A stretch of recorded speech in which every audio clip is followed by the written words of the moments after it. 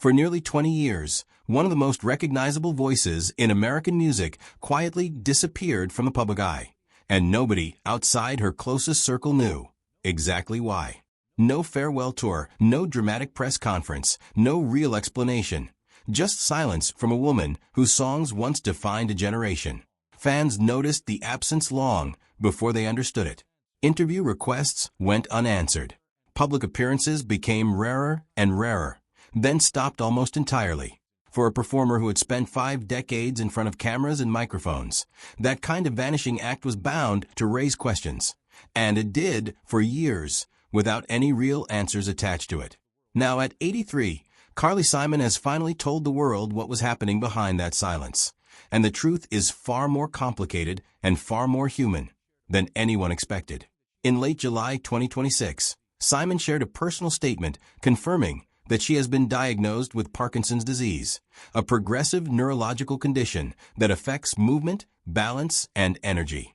She explained that so many people had written to her over the years, gently asking about her long absence from interviews, performances, and public appearances, and that she simply wasn't ready to answer. She needed time first to understand what was happening to her own body before she could explain it to anyone else. In her own words, she said she had been learning how to live with Parkinson's disease, and that the condition does not follow any predictable schedule. Some days leave her exhausted before the day even begins, while other days give her enough strength to feel like herself again. That kind of honesty, delivered without self-pity, is exactly the tone longtime fans of her songwriting would expect from her. Direct, reflective, and unwilling to dress up a hard truth as something smaller than it is. According to her statement, the road to that diagnosis started with something that seemed, at first, much less frightening. Arthritis in both knees and one hip. Simon underwent joint replacement surgeries, hoping to restore her mobility, but the improvement never fully came. Instead, her balance and movement kept declining, to the point where she has described periods when she could not walk without considerable help from others. That decline was the moment she and her family realized something bigger was happening, which led to an extensive evaluation at the Mayo Clinic and, eventually, the Parkinson's diagnosis itself. Parkinson's disease develops when the brain cells responsible for producing dopamine, one of the body's essential chemical messengers, begin to deteriorate over time. There is currently no cure, though a combination of medication, physical therapy, and in some cases surgical treatment can help manage symptoms like stiffness, slowed movement, and tremors. Simon has said she began treatment soon after her diagnosis, describing it as something that helps on good days, but that never fully disappears, even with medication. As if one diagnosis wasn't enough to absorb, Simon also revealed that around the same time she was being treated for basal cell carcinoma, a common form of skin cancer, on her face. The cancer was successfully removed through surgery, but the experience left more than physical marks. Simon has spoken candidly in the past about being self-critical of her own appearance, and altering her face through a necessary medical procedure only deepened that discomfort. Combined with the physical toll of Parkinson's, it's easy to understand why stepping back from cameras, interviews, and stages felt like the only manageable choice for a woman who had spent decades being watched, photographed, and analyzed by the public. For someone who built an entire career on being seen and heard, choosing invisibility must have been its own kind of difficult decision. One made not out of shame, but out of self-protection during a period when she simply needed time. But here's what makes this story different from a simple tale of decline. Carly Simon never actually stopped being an artist. While fans wondered where she'd gone, she was writing. She was recording. She was, in her own telling, treating music as a kind of lifeline through years of uncertainty, medical appointments, and physical adjustment. That quiet, private work has now become something the public can finally hear. A brand new studio album called Comes in Waves, set for release in mid-August 2026. It marks her first collection of entirely original songs since 2008, meaning fans are getting new Carly Simon material for the first time in roughly 18 years.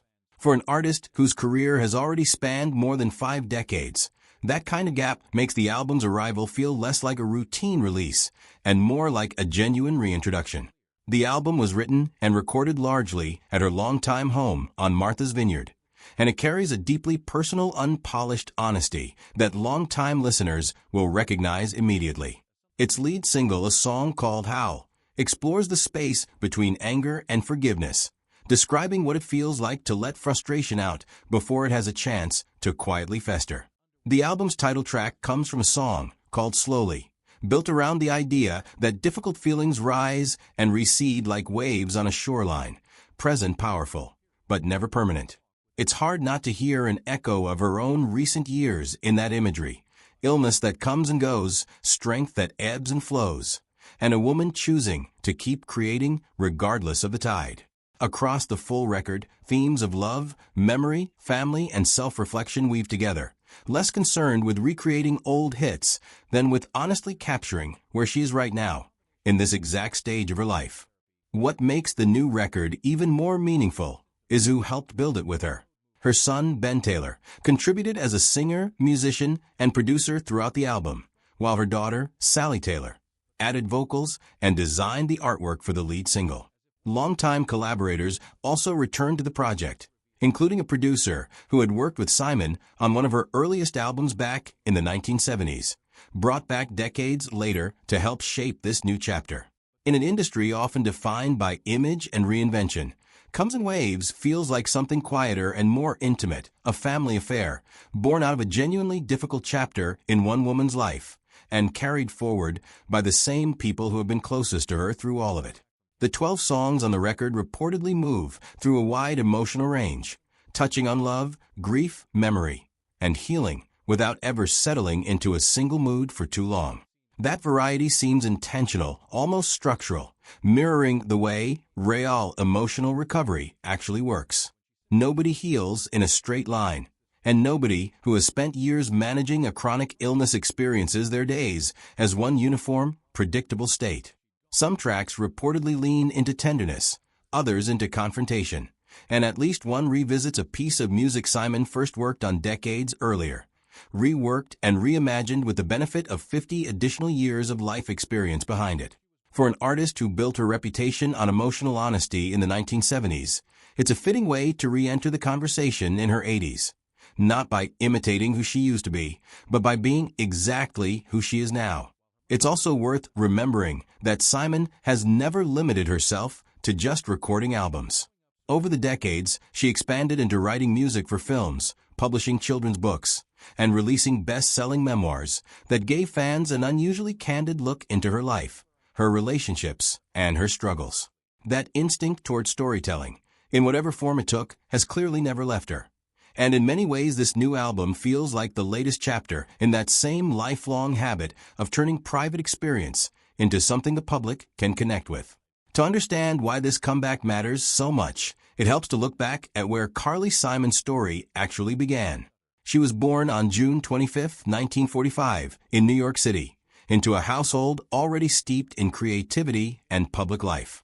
Her father, Richard L. Simon, was a co-founder of the publishing house Simon & Schuster, while her mother, Andrea Heinemann Simon, was a singer in her own right and an outspoken civil rights advocate. Growing up surrounded by books, music, and serious conversation shaped young Carly in ways she wouldn't fully appreciate until much later.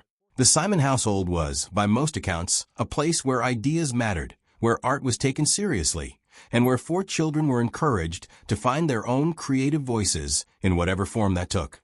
From the outside, her childhood in the Riverdale section of the Bronx, with summers spent at the family's Connecticut home, looked comfortable and privileged.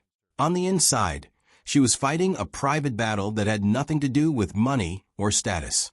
As a child, Simon developed a severe stutter, one that made ordinary conversations a source of real anxiety and embarrassment. Speaking in front of others felt like a constant test she was destined to fail, until she discovered that when she sang instead of spoke, the stutter simply vanished.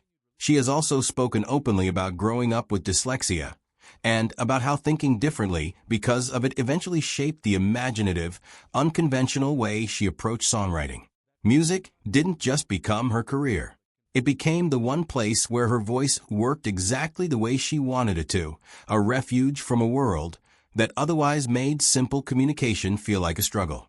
That discovery led her toward the stage rather than away from it. Inspired by the folk revival sweeping through coffeehouses and college towns in the late 1950s and early 1960s, Carly teamed up with her older sister, Lucy Simon, to form a folk duo called the Simon Sisters. They performed in small clubs, built a loyal following, and scored a genuine hit in 1964 with a recording called Winkin', Blinkin' and Nod, based on the classic children's poem. It was a meaningful early success, one that proved a teenage girl who once struggled to speak in front of a classroom could hold an entire room's attention with a song. But it was really just a preview of what was still to come. Carly briefly attended Riverdale Country School and then Sarah Lawrence College, but her heart was never fully in the classroom. She eventually left school to chase music full-time, a decision that paid off dramatically in 1971 when her self-titled solo debut album earned her the Grammy Award for Best New Artist. From there, the 1970s became her decade. Songs like Anticipation, The Right Thing to Do, and of course You're So Vain turned her into one of the defining voices of the era. You're So Vain in particular became a genuine cultural phenomenon, not just for its sound, but for the decades-long guessing game over exactly who inspired those lyrics, a mystery Simon has only ever partially confirmed, and one that continues to generate curiosity even today, more than 50 years after the song's release. She didn't stop at pop stardom. In 1977, she recorded Nobody Does It Better for the James Bond film The Spy Who Loved Me, a song that remains one of the most beloved entries in the franchise's long history of theme songs. In 1978, she released Mockingbird as a playful duet with her then-husband, singer-songwriter James Taylor. The two had married in 1972, forming one of the most closely watched couples in the music industry, and together they raised two children, Sally and Ben Taylor, both of whom went on to build their own careers in music, and both of whom, decades later, would end up contributing to their mother's newest album. Balancing two demanding careers and international fame eventually put real strain on the marriage, and after more than a decade together, Simon and Taylor divorced in 1983. Simon has described the split as one of the most painful periods of her life, though she and Taylor later rebuilt a respectful, if different, relationship as co-parents, choosing to prioritize their children over whatever difficulty remained between them. Simon's career only grew more decorated with time. In 1989, she wrote Let the River Run for the film Working Girl, and the song went on to win an Academy Award, a Golden Globe, and a Grammy, making her the first artist in history to write, compose, and perform a song that captured all three of those honors. It remains one of the more remarkable achievements in film music history, a reminder that Simon's talents extended well beyond the pop charts and into serious, awards-caliber composition. Along the way, she also found love again, marrying writer and businessman James Hart in 1987. The couple settled into a quieter life on Martha's Vineyard, away from the noise of the industry, though that marriage too eventually ended in divorce in 2007, after nearly 2 decades together. Success and recognition never fully shielded Simon from hardship. In the late 1990s, she was diagnosed with breast cancer, a diagnosis that forced her to pause her career and focus entirely on treatment and recovery. She got through it, and rather than letting the experience define her, she returned to songwriting and performing with what she has described as a renewed appreciation for life. She has also spoken candidly over the years about living with anxiety and severe stage fright, conditions that would have ended many performing careers but never fully silenced hers. She often described needing enormous courage just to walk on stage, even at the height of her fame, and yet she kept doing it anyway, year after year. That combination of visible confidence and private struggle has always been part of what made her so relatable to audiences. The sense that behind the polished recordings and chart success was a real person working through real fear, one performance at a time. Throughout the 1980s and 1990s, Simon continued releasing music steadily, moving between pop, adult contemporary, and more introspective singer-songwriter territory, while also raising 2 children largely outside the constant glare of Hollywood by choosing to base her life on Martha's Vineyard rather than in a major entertainment hub. That decision to prioritize a quieter home life, even while remaining commercially successful, says something about her values as both an artist and a parent. In 2022, decades of work across recording, film, and songwriting were formally recognized when Carly Simon was inducted into the Rock and Roll Hall of Fame, cementing her place among the most influential singer-songwriters in American music history, alongside artists who helped define popular music across multiple generations. It was, by any measure, the kind of institutional recognition that comes only after a lifetime of consistent, meaningful work. All of which brings her story back to where it stands today. A woman who once turned a childhood stutter into one of the most distinctive voices in pop music. A woman who survived breast cancer, buried a marriage, rebuilt her life more than once, and kept writing through every version of herself. Now at 83, she is navigating Parkinson's disease and the aftermath of skin cancer surgery with the same quiet determination that has carried her through every earlier chapter. In her recent statement, she made a point of thanking her family, her caregivers, and her fans for their support, and she was clear that this new reality, however difficult, does not erase who she is. As she put it herself, she has learned to accept that every day looks a little different, but she is still very much here. That last detail feels important. Nothing in her statement reads like someone stepping away for good.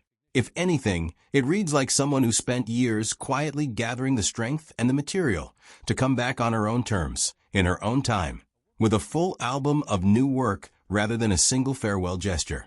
Comes in Waves isn't a farewell record. It's a reintroduction, arriving at exactly the moment fans finally understand what she's been carrying in private. Whether this marks a full return to the public eye or simply one more wave in a life defined by them, Carly Simon has made one thing unmistakably clear. Illness can slow her down,